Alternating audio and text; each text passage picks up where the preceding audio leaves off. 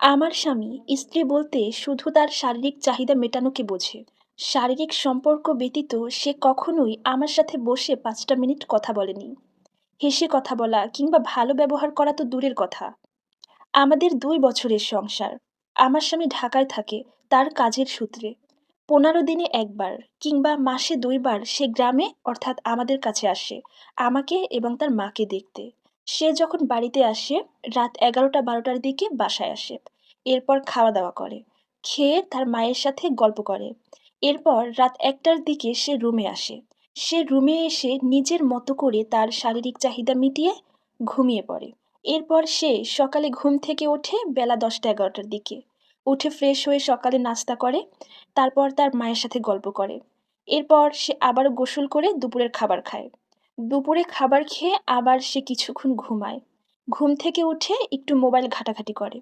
বিকেলবেলা সে চলে যায় বাইরে তার বন্ধুদের সাথে আড্ডা দেওয়ার জন্য। তার বন্ধু-বান্ধবের সাথে আড্ডা দেওয়া শেষ হলে সে আবার রাত ১০টায় বাসায় আসে। বাসায় এসে তার পরিবারের অন্যান্য সদস্যদের সাথে কথা বলে। এরপর রাতের খাবার খায়। রাতের খাবার খেয়ে সে আবার তার মায়ের রুমে চলে যায় এবং মায়ের সাথে গল্প করে। এরপর যখন রাত ১টা কিংবা এর বেশি বাজে তখন সে আমার কাছে আসে। আমার কাছে আসে কেন জানেন?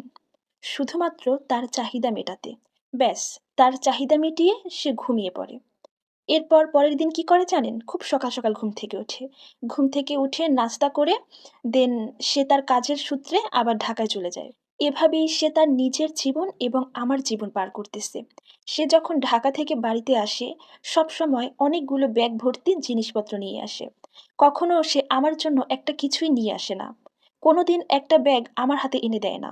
সে বাড়িতে এসে সব ব্যাগগুলো নিয়ে তার মায়ের রুমে চলে যায়। জানেন, সেই ব্যাগে অনেক কিছু থাকে। অনেক খাবার-দাবার, অনেক নিত্য নতুন জিনিস। কিন্তু সে কখনো আমার পছন্দের কোনো জিনিস এনে আমাকে দেয় না। আমার পছন্দের জিনিস কী সেটাও হয়তো সে জানে না। আমার স্বামী যে সমস্ত জিনিসপত্র প্রতিবার নিয়ে আসে, আমার শাশুড়ির মন চাইলে আমাকে দেয়, আর তার মন না চাইলে দেয় না। এ নিয়ে আমার স্বামীও কখনো তার মাকে কিছুই বলে না। সবথেকে আফসোস লাগে এই ব্যাপারটা যে ২ বছর আমাদের সংসার জীবনে সে এখনো জানেই না যে আমার কোনটা ভালো লাগে আর কোনটা খারাপ লাগে। আমি তাকে অনেক বুঝিয়েছি। যেহেতু তুমি চাকরি সূত্রে ঢাকায় থাকো, তুমি সেখানে থাকো, কষ্ট করে রান্না করে খাও, আমাকে তোমার কাছে নিয়ে যাও।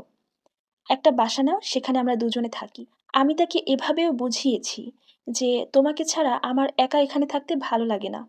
তুমি তোমার সাথে করে আমাকে নিয়ে যাও।" কিন্তু সে আমাকে পরিষ্কারভাবে জানিয়ে দিয়েছে, আমার যদি সংসার করার ইচ্ছা থাকে, তাহলে যেন তার বড় ভাবি এবং মায়ের সাথে থাকি। তাদের সব কাজ যেন আমি করি। নয়তো সে আমার সঙ্গে আর সংসার করবে না। তাই আমিও আর আগ বাড়িয়ে তার সাথে কিছুই বলতে চাই না। এক প্রকার বাধ্য হয়েই তার সংসারে পড়ে আছি। দিন শেষে কথা বলার মতো আমার একটা মানুষ নাই। আমি বড় একা। কষ্ট শেয়ার করতে পারি না কারো কাছে। হ্যাঁ, এভাবেই আমার দিন কাটতেছে। আমি আল্লাহকে সবসময় বলি, আমার মতো ভাগ্য নিয়ে যেন কোনো মেয়ে পৃথিবীতে না আসে।